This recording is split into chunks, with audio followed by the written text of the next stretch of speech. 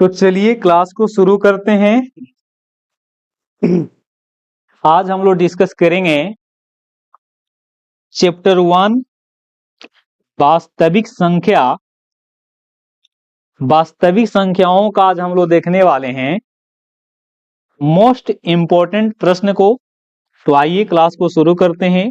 Channel पे पहली बार आए हैं तो सबसे पहले आप हमारे चैनल को सब्सक्राइब कर लीजिएगा और वीडियो को अपने दोस्तों के साथ साझा कर दीजिएगा। चलिए बिना देर किए क्लास को शुरू करते हैं। ये रहा चैप्टर 1 वास्तविक संख्याओं से है। वीवीआई ऑब्जेक्टिव प्रश्न का कलेक्शन लेकर के आए हैं जो कि आगामी एग्जाम के लिए बहुत ज्यादा महत्वपूर्ण होने वाला है। जो भी विद्यार्थी 2026 में एग्जाम देने वाले हैं उनके लिए भी इम्पोर्टेंट है और 2027 में जो एग्जाम देंगे उनके लिए भी बहुत महत्वपूर्ण सेशन होने वाला है। तो आइए क्लास को शुरू करते हैं। ये रहा आपके सामने आज का पहला प्रश्न है। 2 धन पूर्णांक है। 2 को क्या है? धन पूर्णांक है। 2 धन पूर्णांक ए और बी के लिए ए बराबर बी क्यू प्लस आर है। तो 4 ऑप्शन यहाँ पे है। 0 greater than R less than B, option B है। 1 greater than R less than B, option C है। 0 greater than R less than equal to B, 0 greater than R less than B. इसका right answer क्या होगा दोस्तों? इसका right answer क्या होगा? इसको यहां पे आंसर में छुपा दे रहा हूं। चलिए आइए ध्यान दीजिए। कह रहा है कि 2 धन पूर्णांक है। ए बराबर बी क्यू प्लस आर में आपको बताना है कि यहाँ आर का कंडीशन क्या होगा। तो आप लोगों को बताए थे कि आर का मान या तो 0 होगा या तो 0 से बड़ा होगा और बी यानी कि भाजक से छोटा होगा। इसका राइट आंसर क्या होगा? इसका राइट आंसर कितना होना चाहिए दोस्तों? आप लोग बताइए। इसका राइट आंसर होगा ऑप्शन नंबर डी। अगले प्रश्न की ओर मूव किए हैं जो कि आपका क्वेश्चन नंबर 2 होगा।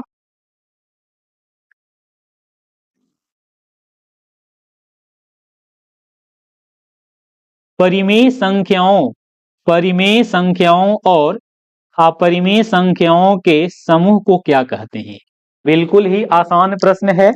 यहाँ पे आपको बताना है कि परिमेय संख्याएं और अपरिमेय संख्याओं के समूह को क्या कहते हैं। ऑप्शन ए है वास्तविक संख्या, ऑप्शन बी है अवास्तविक संख्या, ऑप्शन सी है विषम संख्या, ऑप्शन डी है अभाज्य संख्या। तो आप लोग को बताया गया था कि परिमेय और अपरिमेय संख्याओं के समुच्चय को क्या कहते हैं। इसको दोस्तों हम लोग रियल नंबर कहते हैं। रियल नंबर यानी कि वास्तविक संख्या। इसका राइट आंसर क्या होगा? इसका राइट आंसर होगा ऑप्शन नंबर ए। आप लोग वीडियो के अंत में कमेंट सेक्शन के माध्यम से आप बताने का काम करेंगे कि आपका टोटल प्रश्न में कितने प्रश्न आपका सही होता है, जिससे हमको एक अंदाजा लगेगा कि आप वीडियो को भरपूर लाभ उठा रहे हैं। तो चलिए अगले प्रश्न की ओर मूव किए हैं जो कि क्वेश्चन नंबर 3 है। क्या पूर्णांक संख्याओं को संख्या रेखा पर निरूपित किया जाना संभव है? यहाँ पे प्रश्न है कि क्या पूर्णांक संख्याओं को आप संख्या रेखा पर व्यक्त कर सकते हैं? ऑप्शन ए नहीं, ऑप्शन बी हाँ, ऑप्शन सी दोनों, ऑप्शन डी कोई नहीं। तो दोस्तों दुनिया के समस्त संख्याओं को हम क्या कर सकते हैं? संख्या रेखा पर रिप्रेजेंट कर सकते हैं, व्यक्त कर सकते हैं। तो इसका राइट आंसर होगा ऑप्शन नंबर बी। अगले प्रश्न की ओर मूव किए हैं जो कि क्वेश्चन नंबर आपका 4 है। प्राकृतिक संख्याओं के संग्रह में, यहाँ पे प्राकृतिक नहीं प्राकृत होनी चाहिए, प्राकृतिक संख्याओं के संग्रह में शून्य समेत ऋण संख्याओं को शामिल कर दिया जाए तो यह कैसी संख्याएं कहलाएगा?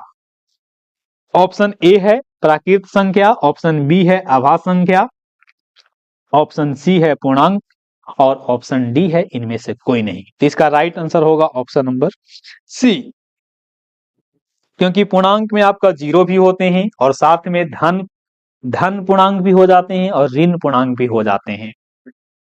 अगले प्रश्न की ओर मूव किए हैं जो कि क्वेश्चन नंबर 5 है। क्वेश्चन नंबर 5 है दोस्तों।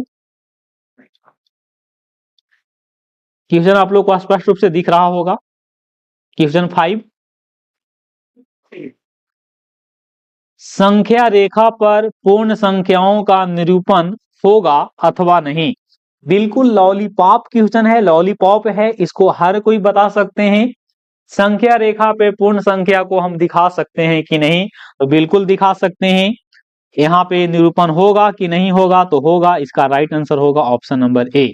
6 की ओर मूव किए हैं जो कि आपको यहाँ पे दिख रहा होगा।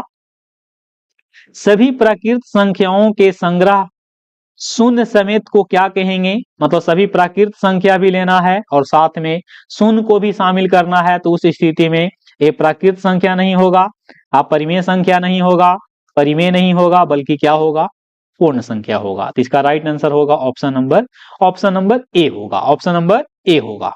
क्लियर, आप लोग समझ रहे होंगे। चलिए क्वेश्चन नंबर 7,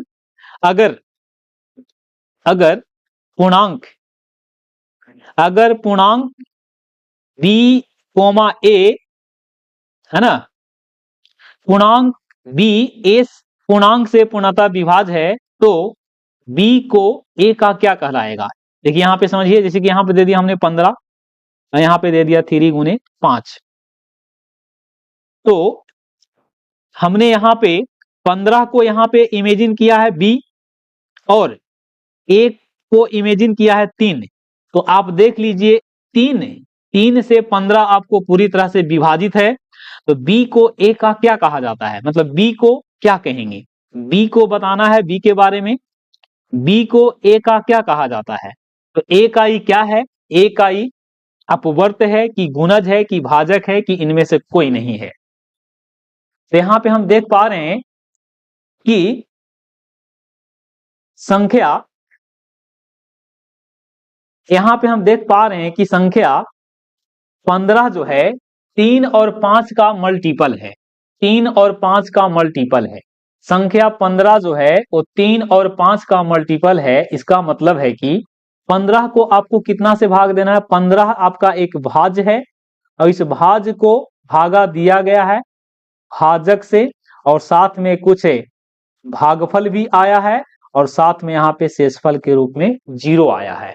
तो बोलिए यहाँ पे 15 को हम क्या कहेंगे, 15 को यहाँ पे हम क्या कहेंगे, 15 को यहाँ पे भाज्य कहेंगे। क्या कहेंगे, 15 को भाज्य कहेंगे। तो इसका राइट आंसर क्या होगा, ऑप्शन नंबर ए होगा। अगले प्रश्न की ओर मूव करेंगे जो कि आपका क्वेश्चन नंबर 8 है। आप सभी को स्क्रीन पे दिख रहा होगा। वीडियो की क्वालिटी के बारे में आप हमें बता सकते हैं। तो चलिए, क्या जीरो किसी पूर्णांक को विभाजित करता है, क्या जीरो किसी पूर्णांक, देखिए जीरो कह रहा है यहाँ पे कि क्या जीरो किसी पूर्णांक को विभाजित करता है। तो आपको एक बात मैं क्लियर कर देता हूं कि जीरो से सभी संख्याएं विभाजित होता है। जीरो से हम सभी संख्याओं को विभाजित, अरे थोड़ा सुनिएगा, फिर से पढ़ लेते हैं क्वेश्चन नंबर 8। क्या जीरो किसी पूर्णांक को विभाजित करता है। देखिए जीरो सभी संख्याओं से विभाजित होती है, लेकिन जीरो किसी को विभाजित नहीं करती है। यहां से एक बार फिर से देखिएगा, हम किसी संख्या में कोई यहाँ पे नंबर है और नंबर को हम जीरो से डिवाइड नहीं कर सकते हैं, लेकिन जीरो एनी नंबर से क्या होगा, एनी नंबर से डिवाइड हो सकता है। कंडीशन है कि यहाँ पे एनी नंबर के रूप में आपका जीरो नहीं होना चाहिए। मतलब हम कह सकते हैं कि जीरो को सभी संख्याएं विभाजित कर सकती है, लेकिन सभी संख्याएं को जीरो विभाजित नहीं करता है।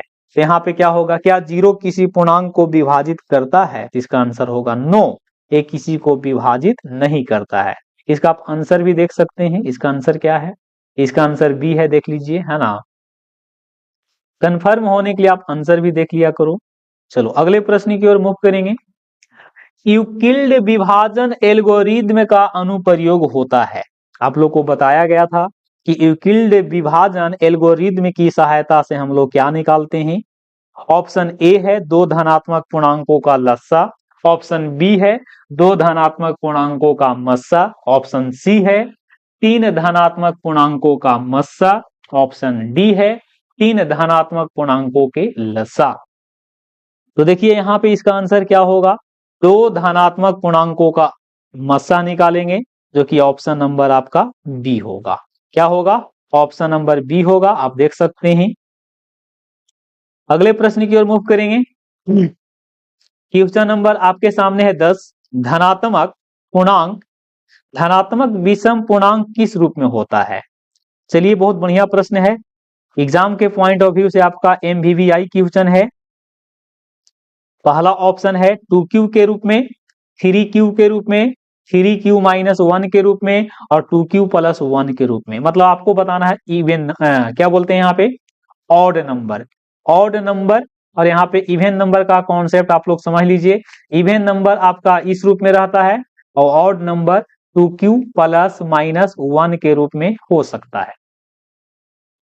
तो देख लीजिए यहाँ पे आंसर क्या होगा, इसका राइट आंसर होगा ऑप्शन नंबर डी होगा। यहाँ पे Q का आप कोई भी मान लेकर के भी चेक कर सकते हैं। Q का मान 1 रखिए, Q का मान 2 रखिए, Q का मान 3 रखिए। अगर उस स्थिति में हो तो आप इसको इस प्रकार से भी बना सकते हैं। यहाँ पे देखिए Q का कोई भी मान ले लीजिए, Q का कोई भी मान अगर लेते हैं तो उस स्थिति में ये आपका धनात्मक विषम पूर्णांक मिलेगा। और आप लोग को क्लास में जब थ्योरी बता रहे थे तो इसमें आप लोग को जिक्र भी किए होंगे, जिक्र किए थे कि आपका ओड होता है 2q प्लस माइनस 1 के रूप में, इवन आपका होगा 2q के रूप में या 2q plus minus 2, 2q plus minus 4 और आगे भी इसी प्रकार से हो सकता है। अगले प्रश्न की ओर मूव करेंगे जो कि क्वेश्चन नंबर आपका 11 होगा। आइए ध्यान दीजिए, प्रत्येक धनात्मक सम पूर्णांक किस रूप में होता है। देखिए वही प्रश्न है लेकिन थोड़ा सा यहाँ पे हट करके है। उसमें पूछा गया था धनात्मक विषम पूर्णांक, लेकिन इसमें आपको पूछा गया है आपको धनात्मक सम पूर्णांक। क्या पूछा गया है, सम पूर्णांक के रूप में इसमें पूछा गया है। प्रश्न को एक बार फिर से पढ़ लेते हैं। प्रत्येक धनात्मक सम पूर्णांक किस रूप में होता है। ऑप्शन ए है Q के रूप में, नहीं ये आपका गलत है। 3Q के रूप में, ये भी आपका गलत है। ऑप्शन सी है 2Q के रूप में, यही आपका सही है। ऑप्शन डी है 2 माइनस Q के रूप में। इसमें सबसे राइट आंसर जो बढ़िया ऑप्शन जा रहा है वो आपका 2Q है, यानी कि ऑप्शन नंबर सी है। अगले प्रश्न की ओर मूव करेंगे जो कि क्वेश्चन नंबर 12 होगा। क्वेश्चन आपका 12 है, यूक्लिड विभाजन एल्गोरिदम किन पूर्णांकों के लिए लागू होता है। चलिए तो ध्यान देते हैं। ऑप्शन ए है शून्य को छोड़कर सभी पूर्णांक के लिए, ऑप्शन बी है शून्य सहित सभी पूर्णांकों के लिए, केवल धन पूर्णांकों के लिए। सभी उत्तर ठीक हैं। तो देखिए आपका शून्य के लिए लागू नहीं होगा। पहली बात, शून्य के लिए लागू नहीं होगा, शून्य सहित सभी पूर्णांक के लिए भी लागू नहीं होगा। एक केवल और केवल धन पूर्णांक के लिए लागू होता है, क्योंकि यहाँ पे HCF जो निकाला जाता है वो पॉजिटिव इंटीजर के लिए निकाला जाता है, ऐसा नहीं कि नेगेटिव इंटीजर को निकालेंगे। इसका आंसर भी आप लोग चेक कर सकते हैं। इसका आंसर ए देता है जी। ए यहाँ पे दे रहा तो फिर कैसे होगा, ए यहाँ पे दे रहा, ए नहीं होना चाहिए, गलत है। शून्य को छोड़कर सभी पूर्णांक का क्या मतलब है, शून्य को छोड़कर सभी पूर्णांक का मतलब है कि आपको नेगेटिव ही लेना पड़ेगा, लेकिन यहाँ पे नेगेटिव नहीं होना चाहिए क्योंकि नेगेटिव का HCF हम लोग नहीं निकालते हैं। इसका राइट आंसर होगा ऑप्शन नंबर सी, केवल धन पूर्णांक के लिए ही हम लोग यूक्लिड विभाजन एल्गोरिदम का प्रयोग करते हैं। चलिए अगले प्रश्न की ओर मूव करेंगे। यूक्लिड विभाजन प्रमेयिका किन पूर्णांक के लिए संभव है। देखिए यहां से भी आप इसको चेक कर लेंगे, इसका आंसर क्या है देख लीजिए, है ना। इसको से आपको तसल्ली मिल जाएगा कि हमने जो बताया वो सही है कि गलत है। पहले क्वेश्चन को पढ़ लीजिए और हम अपने अनुसार इसको आंसर भी बताते हैं। यूक्लिड विभाजन प्रमेयिका किस पूर्णांकों के लिए संभव है। ऑप्शन ए है केवल धनात्मक पूर्णांक के लिए, केवल ऋणात्मक पूर्णांकों के लिए, धनात्मक और ऋणात्मक दोनों पूर्णांकों के लिए, और यहाँ पे है किसी भी पूर्णांकों के लिए नहीं। तो आप ही लोग बताइए, ये लागू जो होगा से सिर्फ और सिर्फ धनात्मक पूर्णांकों के लिए लागू होगा, और इसका राइट आंसर भी ऑप्शन ए होगा। इसी प्रकार से आपका वो भी प्रश्न था, तो ये लागू सिर्फ और सिर्फ किसके लिए होगा, ये लागू होगा केवल धनात्मक पूर्णांकों के लिए। चलिए आगे मूव करते हैं। क्वेश्चन नंबर 14, दो धनात्मक पूर्णांक हैं ए और बी हैं, इसका HCF सबसे बड़ा पूर्णांक डी है, तो डी किससे कटेगा, डी आपका किससे कटेगा, डी द्वारा कौन कौन विभाजित होगा ये बताना है।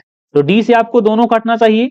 कहने का अर्थ है कि जैसे कि हमने यहाँ पे एग्जांपल लिया कि 20 और 15 का जो HCF है, 20 और 15 का जो HCF है वो 5 है, तो 5 से आपको 20 भी कटना चाहिए और 5 से आपको 15 भी कटना चाहिए, क्योंकि 5 इन दोनों संख्याओं का क्या है, HCF है।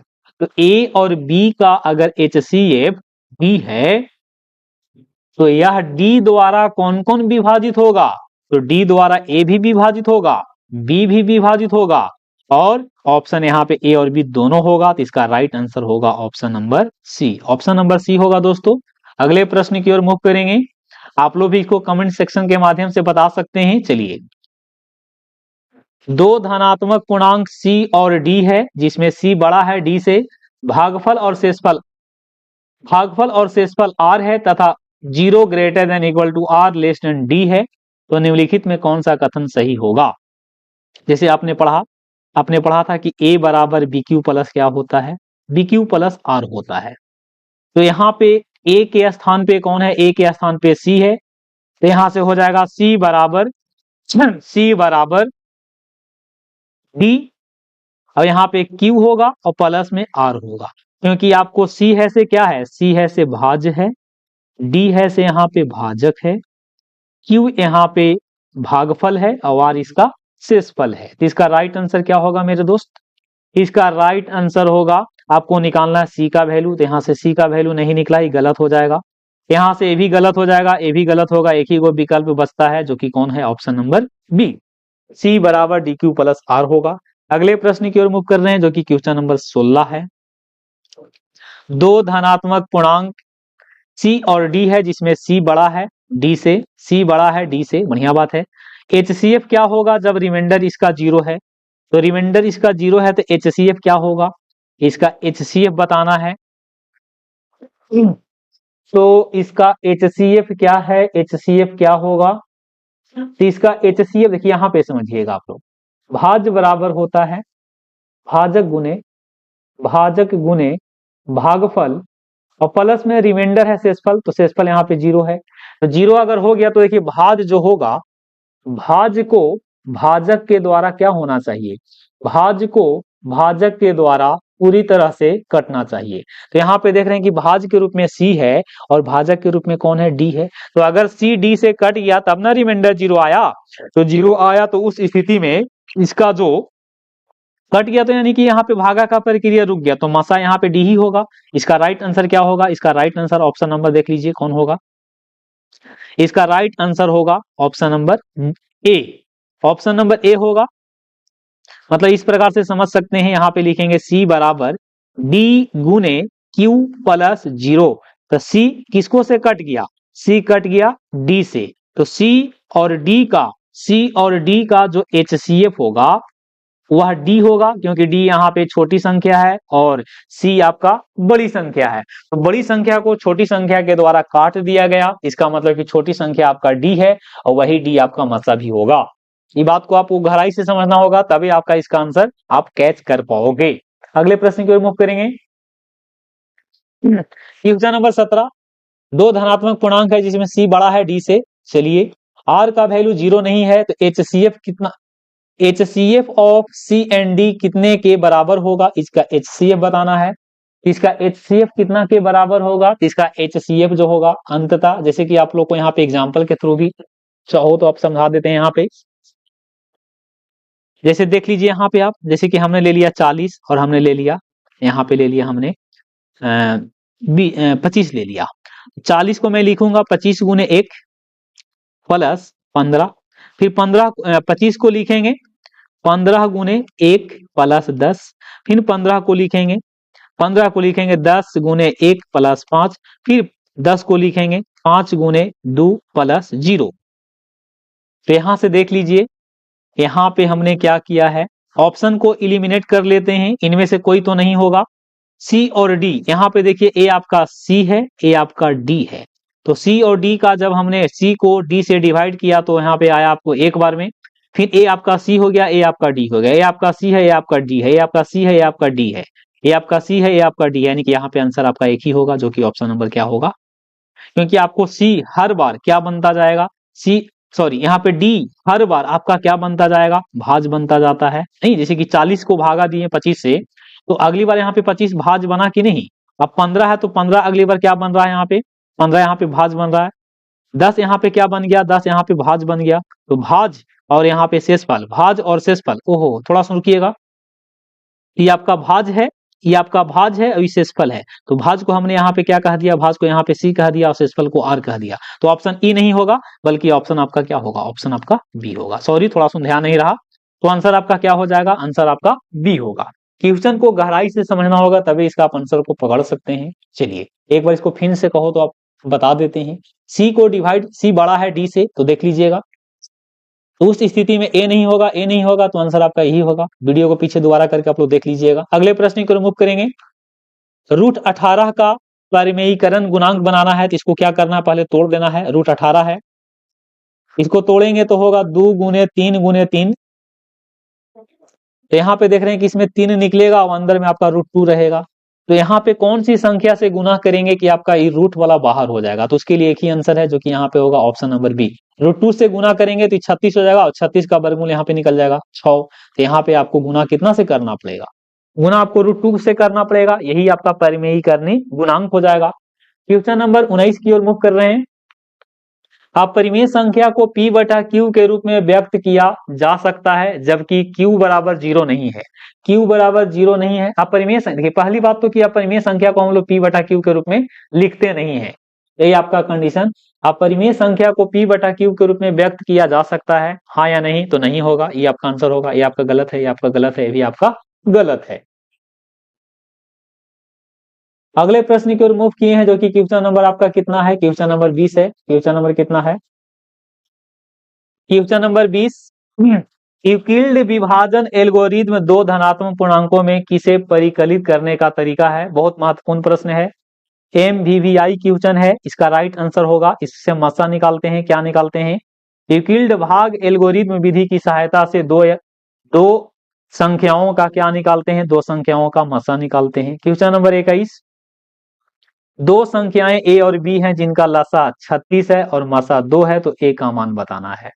चलिए यहाँ पे देख लेते हैं, दो संख्याएं हैं a और b है, a और b का लसा कितना है, 36 है, मसा आपका 2 है। इसमें क्वेश्चन में एक मिसिंग है तो नहीं निकलेगा। यहाँ पे या तो a का मान देना चाहिए, सॉरी यहाँ पे b का मान दिया हुआ रहता तबे बताते हैं, तो उस स्थिति में इसको हम निकाल नहीं सकते हैं। ये आपका क्वेश्चन जो है से क्या है, पूरी तरह से इसमें आंकड़ा नहीं है, क्योंकि a और b में a का मान निकालना है। इसका लसा दे रखा है, मसा भी दे दिया है, आपको b यहाँ पे पता रहता तब ना हम a निकालते। इसमें फॉर्मूला लगता लसा गुने मसा बराबर a गुने b। तो आपको यहाँ से a निकालना है, तो लसा गुने मसा बटा यहाँ से b होगा। देख लेते हैं, यहाँ पे लसा और मसा दिया है लेकिन b आपको नहीं दिया हुआ है, यहाँ से नहीं निकलेगा। Can't determine, can't determine, can't determine, ज्ञात नहीं कर सकते हैं, ठीक है। क्वेश्चन नंबर 23 की ओर मूव कर रहे हैं। ये रहा आपके सामने क्वेश्चन नंबर 23। 5, 15 और 20 के लसा और मसा, 5, 15 और 20 का पहले लसा निकाल लीजिए, 5, 15 और 20 का लसा निकाल लीजिए इस प्रकार से। तो 5 से 5 से कम 5, 5 3 15, 500 के 20। इसका एलसीएम कितना हो गया, इसका एलसीएम हो जाएगा 60 और इसका एचसीएफ कितना हो जाएगा, इसका एचसीएफ 5 होगा। तो इन दोनों का अनुपात निकाल लीजिए, 60 बटा 5, हल करेंगे तो होगा 12 अनुपात 1। इसका राइट आंसर होगा ऑप्शन नंबर बी होगा। चलिए आगे मूव करेंगे। अगर x एक भाज्य संख्या है और इसको p1 p2 p3 pn के रूप में गुणनखंडित किया जाता है तो P1 P2 कैसी संख्या होना चाहिए, मतलब इसको भाज को हम तोड़ रहे हैं। भाज को जब भी तोड़ेंगे तो अभाज गुणनखंड के रूप में तोड़ते हैं। तो यहाँ पे आपका P1 P2 P3 जो होगा से क्या होगा, अभाज संख्या होगा। जैसे कि आपने 50 को तोड़ा 2 गुने 5 गुने 5, जैसे कि आपने तोड़ दिया 105 को तो होगा 3 गुने 5 गुने 7। देखिए ये भी अभाज है, ये भी अभाज है, ये भी अभाज है, लेकिन ये क्या है, ये आपका भाज है। तो भाज को मैं किस रूप में तोड़ रहा हूं, भाज को मैं तोड़ रहा हूं अभाज गुणनखंड के रूप में। यहाँ पे P1 है, ये P2 है और ये आपका P3 है। अगले प्रश्न की ओर मूव कर रहे हैं जो कि क्वेश्चन नंबर 25 होगा। 4 के पावर n के शून्य पे समाप्त होने के लिए अभाज गुणनखंड में 2 के अलावा कौन अभाज गुणनखंड के रूप में होना चाहिए। देखिए इसको होने के लिए आपको शून्य पे समाप्त होने का मतलब है कि इसका यूनिट पहले 0 होना चाहिए और 0 दो ही से बनता है, 2 और 5 से। 2 दिया है तो आपको 5 चाहिए, तो यहाँ पे आंसर कौन होगा, सी होगा। अगले प्रश्न को मूव करेंगे। आइए, यदि प्रथम 13,986 अभाज्य संख्याओं का योगफल n है तो n हमेशा भाज्य होगा। n किसको से कटेगा नहीं, तो 13,986 आपका अभाज्य संख्याओं का क्या है। यदि प्रथम 13,986 अभाज्य संख्याओं का योग n है, अभाज्य संख्या मतलब इसको पहले तोड़ना पड़ेगा, नहीं इसको तोड़ना पड़ेगा। 13,986 है, इसको तोड़ना पड़ेगा। 2 से लगाएंगे 6 दूनी 12, 9 दूनी 18, 9 दूनी 18, 3 दूनी 6, फिर तोड़ेंगे इसको 3 से, 3 दूनी 6, 3 तिये 9, 3 तिये 9, 3 एकम 3, फिर लगा लेते हैं इसको 3 से, 7 सत्या 21, दू दू दू दू, 7 सत्या 21, 21 सत्या 21, है ना। 7 से लगा लीजिए 1 1 1। अब इसको और तोड़ेंगे तो 3 से यहाँ लगेगा, पहले ही लगाना चाहिए था 3 से, तो 37 दिया। कह रहा है कि n हमेशा भाज्य होगा। किसको से भाज्य होगा, यहाँ पे देख लीजिए पहला है, यहाँ पे क्या इसमें 4 बन रहा है, देखिए पहला 6 है तो 2 में 3 से अगर गुना करेंगे तो 6 बनेगा, 2 में 3 से गुना करेंगे तो 6 बनेगा, तो होगा इससे कटेगा। 4 यहाँ पे नहीं बन रहा है तो नहीं होगा, 8 भी यहाँ पे नहीं बनेगा, इनमें से कोई नहीं, तो आंसर आपका कौन होगा, आंसर आपका 26 के ए होगा। बिल्कुल ए आपका क्वेश्चन थोड़ा सा घुमा करके दिया है, तो इस प्रकार से इसको बनाते हैं। चलिए आगे मूव करेंगे। आगे मूव कर रहे हैं जो कि क्वेश्चन नंबर आपका 27 होगा। कितना होगा, अगर P और यहाँ पे Q छूट गया, यहाँ पे Q होना चाहिए, P और Q दो अभाज्य संख्याएं हैं तो PQ का रूट ओवर क्या होगा। कोई अभाज्य संख्या ले लीजिए, जैसे कि P बराबर हमने 5 ले लिया, Q बराबर हमने 3 ले लिया, दोनों को गुना करेंगे PQ, तो PQ यहाँ पे 15 आएगा। 15 आपका परिमेय है कि अपरिमेय, ये आपका अपरिमेय है। इसका राइट आंसर क्या होगा। कोई और भी ले सकते हैं, जैसे कि हमने 11 ले लिया और हमने 15 ले लिया, तो यहाँ से अंडर रूट 165 होगा। परिमेय है कि अपरिमेय, तो हमेशा हमेशा हमेशा क्या होगा, अपरिमेय होगा। अगले प्रश्न की ओर मूव करेंगे जो कि क्वेश्चन नंबर 28 होगा। सबसे छोटी अभाज्य संख्या आपका 2 होता है और सबसे छोटी भाज्य संख्या आपका 4 होता है। इन दोनों को आपस में गुना करेंगे तो कितना होगा, 8। ऑप्शन नंबर कितना होगा, ऑप्शन नंबर सी होगा। बहुत महत्वपूर्ण प्रश्न है, MVVIQ है, देख लीजिएगा। अगले प्रश्न की ओर मूव करेंगे। दो लगातार सम संख्याओं का HCF कितना होगा, तो इसका आंसर होगा ऑप्शन नंबर बी, 2 होगा।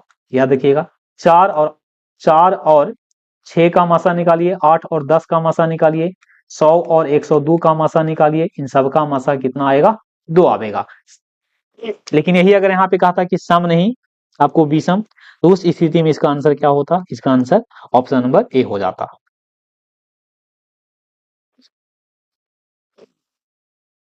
मतलब लगातार सम संख्या का मासा निकालेंगे तो 2 होगा, लेकिन लगातार विषम संख्या का मासा निकालेंगे तो 1 होगा।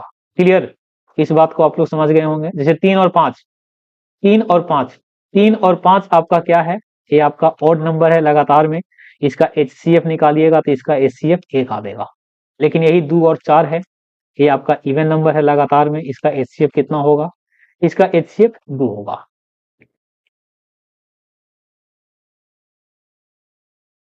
अभाज्य संख्याओं की संख्या अपरिमित रूप से कितने होते हैं, अभाज्य संख्या कितने होते हैं, अभाज्य संख्याओं की संख्या अपरिमित रूप से 1 है, 100 है, अनेक है, शून्य है। अनेक होगा, अनेक आपका होगा, इसका right answer option number C होगा। 1 नहीं 100 नहीं, शून्य नहीं, अनेक होगा, बहुत सारा होगा। अगले प्रश्न की ओर मूव कर रहे हैं जो कि क्वेश्चन नंबर 31 है। इनमें से कौन एक अभाज्य संख्या है? अभाज्य संख्या का मतलब है कि जो एक और अपने आप के अलावा किसी और से नहीं कटता है। तो 9 नहीं होगा, 15 नहीं, 8 नहीं, 11। अगले प्रश्न की ओर मूव करेंगे जो कि क्वेश्चन नंबर 32 होगा। अभाज्य ढूंढना है। 29, 29, 29, 25 नहीं, 15 नहीं, 16 नहीं, 29 होगा। 625, 625 में 5 कितना बार आएगा? तो 5 आपका 4 बार आएगा। इसको इस प्रकार से आप लोग तोड़ सकते हैं। 5 से लगाएंगे 25, 125, 5 से लगाएंगे 25, फिर 5 से लगाएंगे 25। 5 कितना बार? 5 यहाँ 4 बार, तो इसका आंसर होगा ऑप्शन नंबर डी। अगले प्रश्न की ओर मूव कर रहे हैं जो कि क्वेश्चन नंबर 34 होगा। 29 और 91, 26 और 91 का क्या निकालना है मासा? इसको लिखेंगे 2 गुने 13, इसको लिखेंगे 13 गुने 7 या 7 गुने 13। तो एचसीएफ देख लीजिए, इसका एचसीएफ 13 होगा। ऑप्शन नंबर ए, बाकी सब गलत हो जाएगा। Clear? Question number 35 AB. AB का लसा आपने पढ़ा होगा, एलसीएम गुने एचसीएफ बराबर ए गुने बी। तो यहां से आपको निकालना है एलसीएम। तो एलसीएम बराबर क्या होगा? एलसीएम बराबर ए गुने बी बटा एचसीएफ। तो आपका ई नहीं होगा, ई नहीं होगा, यहां से आपका हो जाएगा, यहां से हो जाएगा आपका ई वाला होगा, ई गलत हो जाएगा।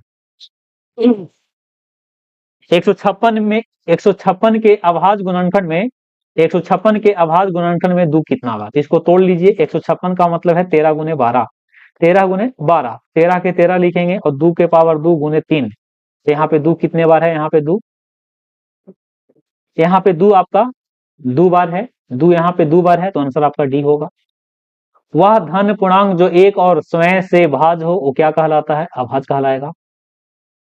अगले प्रश्न को मूव कर रहे हैं 38। प्रत्येक भाज्य संख्या को अभाज्य संख्याओं के घातों के रूप में लिखा जाता है अथवा नहीं? लिख सकते हैं, इसमें कोई डाउट नहीं, लिख सकते हैं, लिख सकते हैं। इसका आंसर आप लोग देख लीजिएगा, इसका आंसर क्या है? ऑप्शन ए है ना। 7 गुने 11 गुने 13 प्लस 13 किस प्रकार की संख्या है? तो ये आपका भाज्य संख्या होगा। आप हल करके देख लो। 7 गुने 11 गुने 13 और प्लस 13, तो 13 यहाँ कॉमन है, तो 13 अगर कॉमन लीजिएगा तो 7 गुने 11 प्लस 1 होगा। तो 13 के 13 और 11 सत्ते 77 और 78। तो देखिए किसको किसको से कटेगा? ये आपका 13 से कटेगा, 78 से कटेगा और खुद से कटेगा। 13 में 78 से गुना कीजिएगा तो कोई संख्या बनेगा ना, तो उससे भी कटेगा। या 13 गुने 78, तो 13 आपका अभाज्य है और 78 आपका भाज्य है। तो भाज्य और अभाज्य का गुणनफल क्या होता है? एक भाज्य संख्या होता है। इसको आप 40 को बना लीजिएगा, ये आपका होमवर्क है। आगे बढ़ते हैं। 50 क्वेश्चन करेंगे आज हम लोग। ए बटा 4 के पावर ए बटा सॉरी 1 बटा ए के पावर एन, इसको क्या लिखोगे? तो आपने पढ़ा होगा 1 बटा ए के पावर एन है, तो इसको ऊपर ले जाएंगे तो माइनस में हो जाएगा। इसका right answer option number B होगा। अगले प्रश्न को रिमूव करेंगे। यदि पी और क्यू अभाज्य संख्याएं हैं तो इसका मासा कितना होगा? तो इसका मासा हमेशा 1 होगा। जिंदगी में किसी भी संख्याओं का मासा कभी क्या नहीं होता है? मासा कभी उसका नेगेटिव नहीं होगा, 0 नहीं होगा। और एक संख्या का 2 या 2 से अधिक संख्याओं का जो मासा होगा वो केवल एक ही संख्या होगा। ऐसा नहीं कि एक और दो दोनों होगा, तो ये भी नहीं होगा, तो ये भी नहीं होगा। तो आपका ऑप्शन एक ही को बच जाता है। ए प्लस रूट बी का परिमेयकारी गुणक, इसको प्लट करके आपको गुना करना होता है। तो यहां से नेगेटिव चिन्ह हो जाएगा, प्लस वाले को माइनस और माइनस वाले को प्लस होता है। ए प्लस रूट बी बराबर सी प्लस रूट डी है, तो ए और सी में रिलेशन, तो ए और सी आपस में बराबर होगा जब तुलना करेंगे। तो परिमेय की तुलना परिमेय से, अपरिमेय की तुलना अपरिमेय से। तो ए की तुलना सी से और बी की तुलना डी से। तो उस स्थिति में बी बराबर डी हो जाता और ए बराबर कौन है? सी है। चलो एक की अभी 5-6 क्वेश्चन और देखेंगे। 3 यहाँ देख लीजिए। 3 मसा निकालना HCF, तो HCF में आपको 3 यहाँ 2 बार लेके चलना होगा, 2 यहाँ 1 बार लेके चलना होगा, 5 लेके चलना पड़ेगा। 2 5 10, 10 3 30, 30 3 90, यानी कि 90 होगा इसका आंसर। क्वेश्चन नंबर 46, 4 के पावर ए आपका क्वेश्चन रिपीट है नहीं, इसका आंसर 46 यहाँ पे है। 4 के पावर n एक यहाँ पे प्राकृतिक संख्या है। n का कोई ऐसा मान बताइए जिसके लिए 4 के पावर n अंक 0 पे समाप्त होगा। पहली बात तो 0 पे समाप्त होता नहीं है, क्योंकि 4 का पावर 1 2 3 4 5 6 कुछ भी लीजिएगा तो यहाँ पे इसका यूनिट पहले से क्या मिलेगा, 4 के पावर 1, 4 के पावर 2, 4 के पावर 3, 4 के पावर 4, इस सब का यूनिट पहले से 1 मिलता है, तो जीरो कभी नहीं आएगा। जीरो कभी नहीं आएगा तो इसका मतलब आंसर होगा ऑप्शन नंबर डी।